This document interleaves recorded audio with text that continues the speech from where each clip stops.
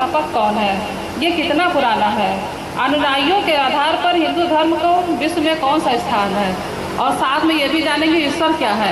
अगर कोई नास्तिक होता है तो समझाना बड़ा मुश्किल होता है कि हम उसको भगवान साक्षात धरती पर क्या बताएं। अच्छा,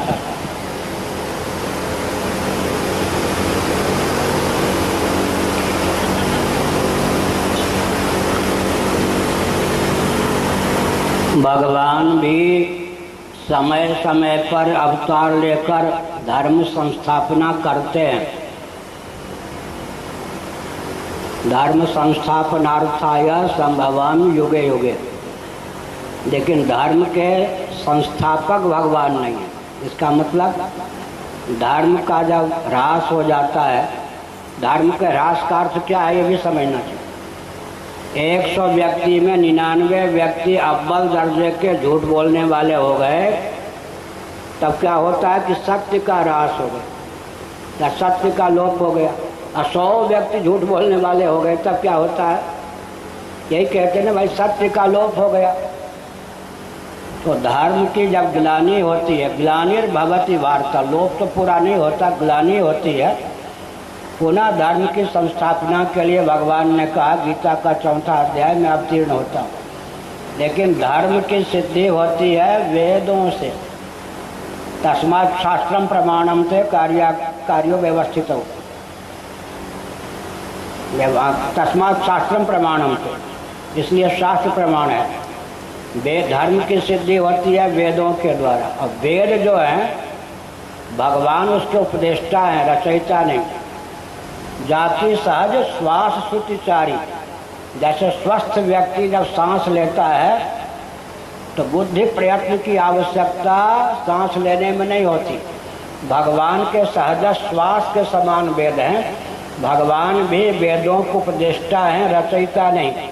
जैसे भगवान अनादि हैं, भगवान हैं परब्रह्म, वैसे शब्द ब्रह्म रूप वेद भी अनादि हैं।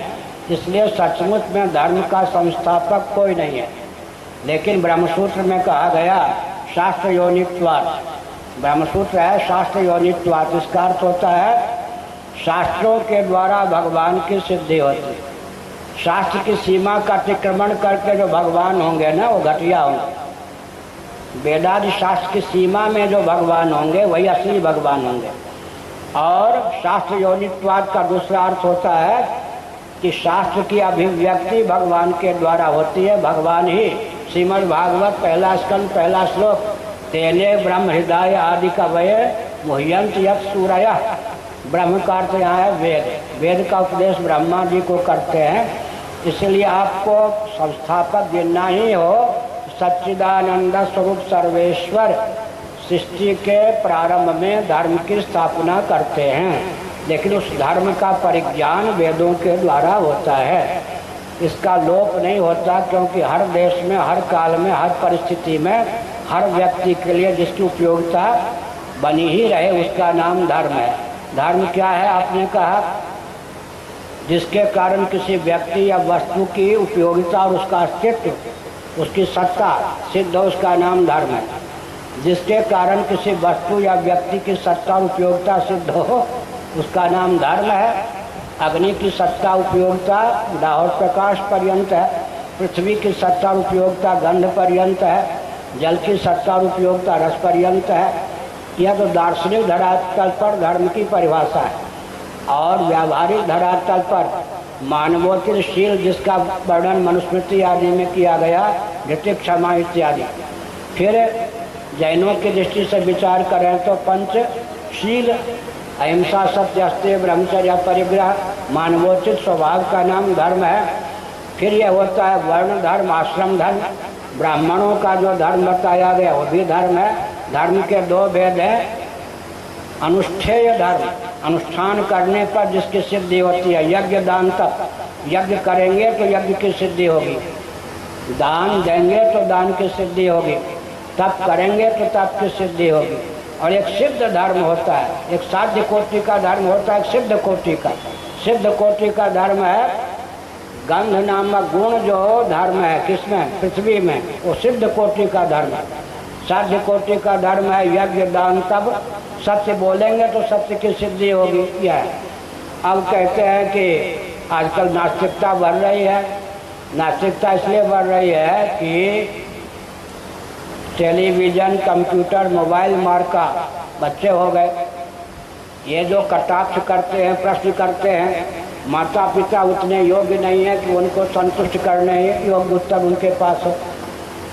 बहुत अच्छा है। एक डिग्री कॉलेज की प्राध्यापिका प्रोफेसर है लक्ष्मी गौतम, वृंदावन। वो वन महाराज डिग्री कॉलेज में इतिहास पढ़ाती। 2 विषय में पीएचडी है, इतिहास और हिंदी में। संस्कृत में एमए, 3 विषय में एमए, 2 विषय में पीएचडी। उसकी नातिन माने बेटी की बेटी, उसकी बेटी रांची में जज है। नातिन की नातिन उस समय 6 साल की रही होगी, हमको बहुत मानती है। तो वो बाएं हाथ से भोजन कर रही थी। उसकी नानी लक्ष्मी गौतम ने कहा, देखो गुरुजी नाराज होंगे, दाएं हाथ से भोजन कर। 6 साल की बच्ची ने जो प्रश्न कर दिया, डिग्री कॉलेज के प्रोफेसर लक्ष्मी गौतम उसको लेके आई कि महाराज आप जाने इसका समाधान कीजिए, मेरे पास इसका उत्तर नहीं। उसने कहा, नानी ईश्वर ने 2 हाथ दिए, दाएं हाथ से भोजन कर, बाएं हाथ से भोजन न कर। तो भगवान को यही हिम्मत होता, अभीष्ट होता। वो अपनी भाषा में बोली, ब्रजभाषा में, तो 1 हाथ देते दाएं हाथ। अब उसकी नानी घबरा गई, अब मैं क्या उत्तर दूं? मैंने पहले उसकी वकालत की। ठीक कहती हो, ईश्वर ने 2 आँखें दी, अब कहो कि दाईं आँख से देखा करो, बाईं आँख से नहीं। ईश्वर ने 2 हाथ। अब वो बहुत प्रसन्न हो गए कि गुरुजी तो मेरा ही समर्थन करते जा रहे हैं। फिर मैंने जो उत्तर दिया, तो इसका मतलब क्या है? इसका मतलब है कि कंप्यूटर, मोबाइल, ये सब के कारण शरीर को आत्मा मानकर ही सारे प्रकल्प चल रहे हैं। जो प्रश्न धर्म पर आक्षेप के आते हैं, जैसे वर्ण व्यवस्था क्यों, रोटी बेटी एक करो, हिंदुओं को बचाओ, यही तो है ना। आरएसएस का नारा भी यही है।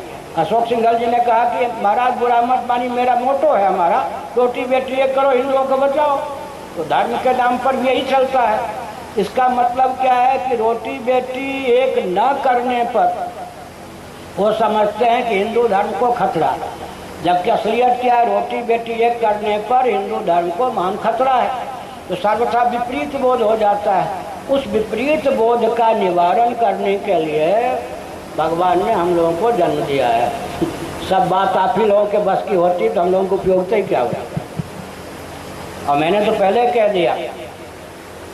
दिया, हमको बहुत प्रसन्नता हुई तब से, जब से इन वैज्ञानिकों के बीच में जाने लगे, वैज्ञानिक हमारे पास आने लगे, चाहे मुसलमान घर का हो, क्रिश्चियन घर का हो, किसी ने ऐसा भी नहीं कि मुंह बना के सुना हो, कान क्या बोल रहे, सबने इतने चाव भाव से सुना कि मानो कभी सुना ही ना हो। इसलिए सज्जनों, जब दर्शन, विज्ञान और व्यवहार तीनों धरातल पर सनातन धर्म सबके लिए, सब काल में, सब परिस्थिति में उपयोगी है, तो उसकी उपयोगिता को सिद्ध करने के लिए श्रुति, युक्ति, अनुभूति तीनों धरातल पर धर्म के विवेचन की आवश्यकता है। हो गया।